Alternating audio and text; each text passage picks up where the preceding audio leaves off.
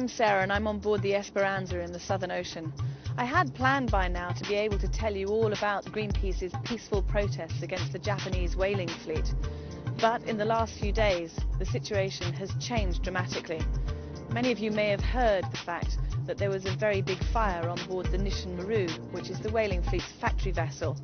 Very tragically, one man died, and now the ship is completely disabled. The Esperanza was the first ship to answer the Nishin Maru's distress call last Thursday and has sailed hundreds of miles across the Southern Ocean to offer help. Since then, through Sakio, our campaigner from Japan, we've been in touch with the ship and helping with ice surveys. This is pretty key for all of us, because while the fire is now out, a very different potential danger could be ahead. So we've come inside out of the cold to explain to you what we mean. And here's the chart of where we actually are in the Southern Ocean. This is our captain, Frank, and he can explain what the problem is and what we're most concerned about, which is the ice that's coming towards us. So Frank, show us where we are. At the moment we are here. This is like the 12 o'clock position from today. This is where we found, this is where the initial mayday went out from the Nishin Maru, so they have drifted north quite a bit, which is good. That means to open sea. But we've received this last ice map, and I sort of transferred this ice into this chart, and you can see there's quite a bit of ice all the way here, which is this one. And even though this is not the thickest ice or the most heaviest ice you can imagine, but there is still quite a lot of ice.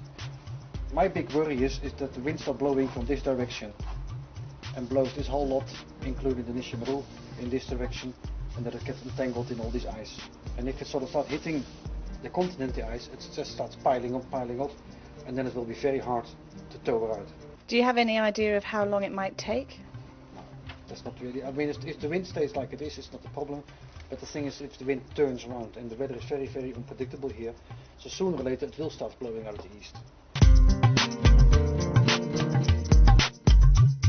A large pack of ice to our east that we're concerned about. It's about 50-60 miles long, running north-south, and broken sea ice. Greenpeace has offered to help the fleet, including towing the Nishin Maru if necessary, because it's the right thing to do to keep the people and the environment from further harm.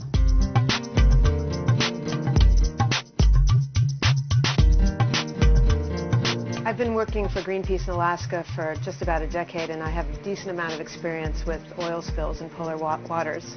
And I can tell you that any efforts at trying to contain and then remove oil from the polar environment is incredibly difficult, especially down here in the Southern Ocean, where the Nishin Maru is in a remote part of the Ross Sea, and there's no oil spill equipment for hundreds of miles, if that.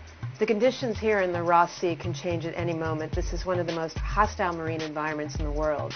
So if there is any oil spilled in this environment, it's going to be incredibly difficult to contain and then get it out of the environment. I would say near, if not completely impossible.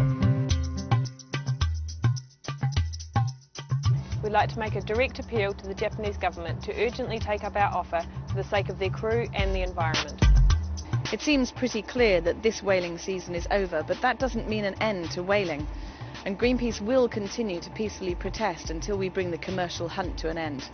But for now, our thoughts and our actions have to be focused on the people on board the Nishin Maru and the pristine environment of Antarctica.